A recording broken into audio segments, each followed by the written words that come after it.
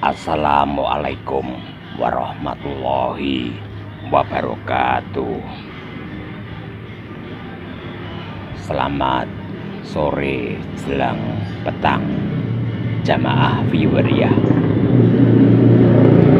Sekarang ini hari Minggu, tanggalnya Mbah Gemblung nggak tahu, orang ngerti tanggal.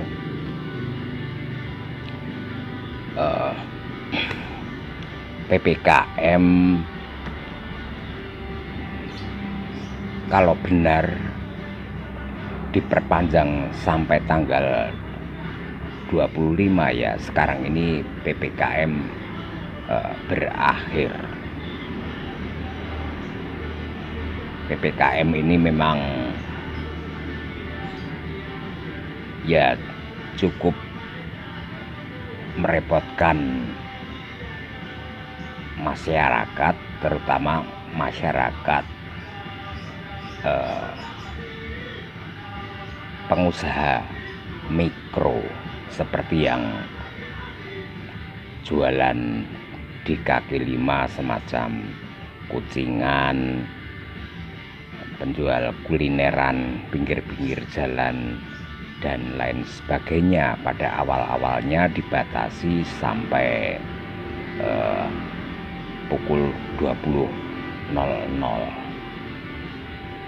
tetapi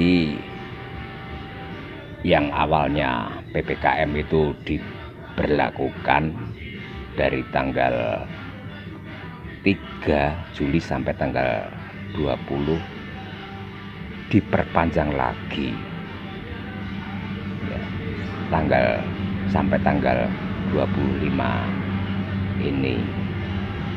Dan ada kebijakan sampai tanggal 25 untuk usaha mikro, terutama yang di pinggir-pinggir jalan, kaki lima dan lain sebagainya, itu sampai pukul 21.00 WIB dengan catatan tetap mengikuti prokes, protokol kesehatan. Protokol kesehatan ini bukan hanya sampai sekarang, sampai waktu-waktu ke depan Mbak Gemblung pikir masih penting dilakukan. Masih penting kaitannya pandemi ini belum benar-benar surut. Jadi ya semacam keharusan kalau memakai masker itu juga masih penting juga, cuci tangan pakai sabun ya. Masker itu masih sangat penting sampai sekarang dan waktu-waktu ke depan. Jamaah viewer ya,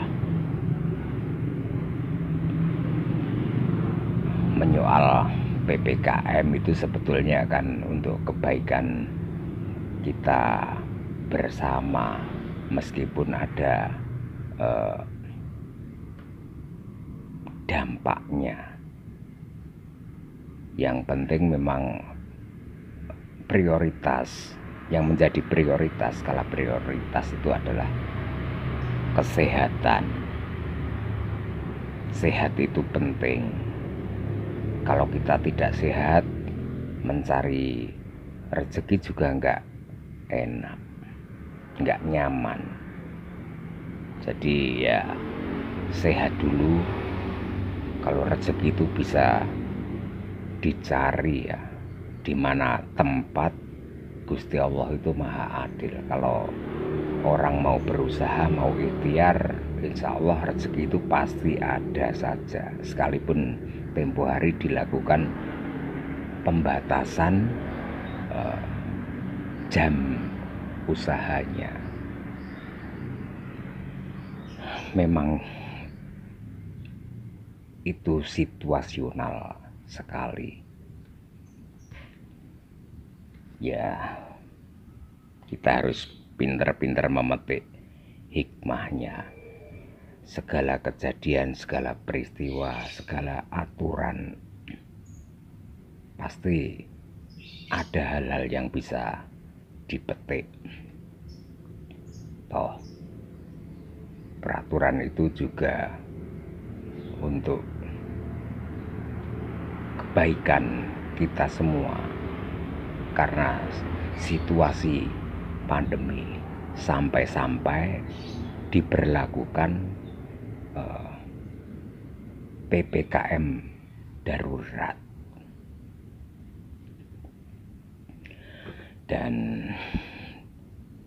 tampak di lapangan saat melakukan patroli-patroli, pemantauan di lapangan, di jalan-jalan, pihak petugas gabungan benar-benar bekerja di lapangan.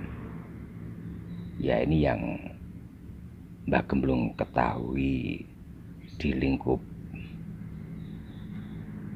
lokal Borobudur, lingkup Magelang, kabupaten dan kota. Sinergitas itu benar-benar tampak gotong royong, bahkan ketika para petugas gabungan dari pihak di kota, ya, pihak Polresta, pihak Polsek, pihak Dishub, pihak Pol PP, ya, bekerja sama. Bahkan ketika mengatur arus lalu lintas juga dilakukan bersama-sama di tempat-tempat penyekatan. Seperti kalau di Kota Magelang, di pertigaan Kebon Polo, di Jalan Ahmad Yani arah utara ke selatan dan ke timur, itu di Jalan Lejen Urip Sumoharjo. Ada 4 titik di Magelang yang disekat, seperti di depan Hotel Trio, di perempatan Pakelan sebelah utara pom bensin, kemudian di tempat lain penyekatan. Dan penyekatan itu dipantau. Praktis jalur yang masuk kota tertutup untuk kendaraan yang datang dari luar kota. Yang bisa melewati Jalan Ayani terakhir yang saya ketahui adalah kendaraan ambulan bisa melintas di Jalan Ayani, melewati pertigaan di kawasan Kebon Polo, dan angkutan kota. Kendaraan angkutan kota pun tidak banyak. Ketika saya memantau ambulan beberapa kali melewati jalan yang disekat dengan sistem buka tutup yang dilakukan oleh petugas. Jamaah viewer, ya, sebenarnya kita ini semua sedang diuji oleh Allah Subhanahu wa Ta'ala dengan adanya pandemi COVID-19 ini. Kita bukan hanya yang ada di Indonesia, tetapi warga dunia global ini sedang mengalami pandemi. Di Amerika korbannya cukup banyak. Tetapi alangkah mirisnya Mbak Gemblung mengetahui berita ada yang memalsukan vaksin. Ini sungguh-sungguh perbuatan yang sangat tidak beradab, mau mencari untungnya sendiri di situasi pandemi. Untungnya pemalsuan itu terbongkar pihak Interpol. Jamaah viewer ya, dengan adanya pandemi yang masih sampai sekarang masih ada, marilah kita semua saling introspeksi, evaluasi diri. Kita harus meningkatkan kualitas hidup kita, meningkatkan ya cara-cara berpikir kita, meningkatkan kolbu kita, hati kita, meningkatkan hal-hal yang baik. Perilaku kalau kurang baik ya kita harus segera perbaiki. Tabiat-tabiat yang tidak baik harus kita rubah. Jadi kita harus melakukan hijrah, merubah gitu ya. Hijrah kolbiyah. Pengertian hijrah itu kan bukan cuma pindah dari satu tempat ke tempat lain, tetapi kalau kita melakukan hijrah akhlakiyah, artinya kita melakukan perpindahan dari akhlak yang tidak baik, pindah menjadi akhlakul karimah.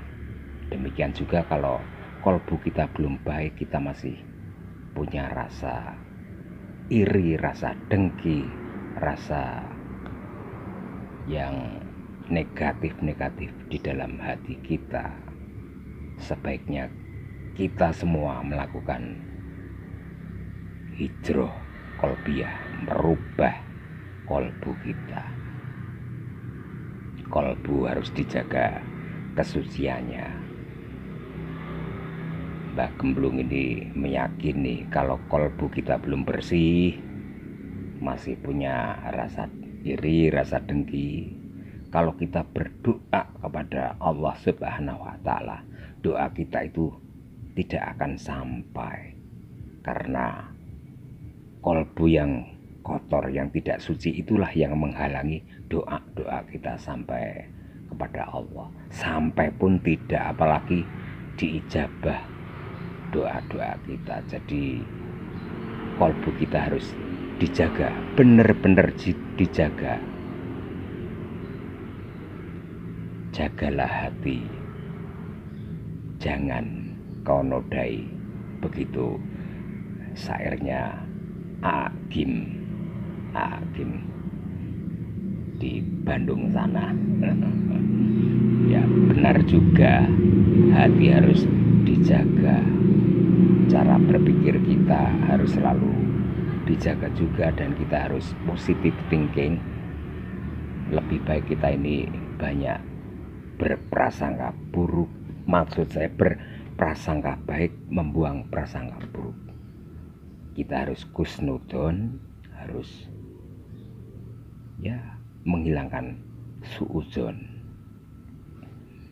Kita harus menjadi manusia yang lebih baik dari hari-hari kemarin.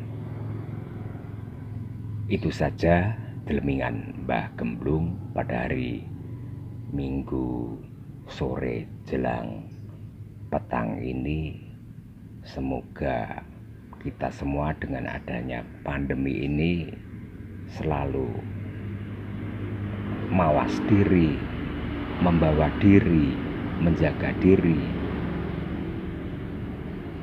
menjaga keluarga sampean, menjaga keluarga, kerabat, sanak saudara, tetangga-tetangga sampean, meningkatkan hablum minannas, dan juga sekaligus meningkatkan hablum minallah. Itu kalau kita benar-benar pengen menjadi manusia sejati yang punya akhlak yang baik, akhlakul karimah. Jadi pesan Mbah Gemblung di masa pandemi ini, dan bukan hanya masa pandemi ini saja, di masa-masa ke depan kita tingkatkan imun, kita tingkatkan iman agar kita selamat dunia wal akhirah. Wassalamualaikum warahmatullahi wabarakatuh.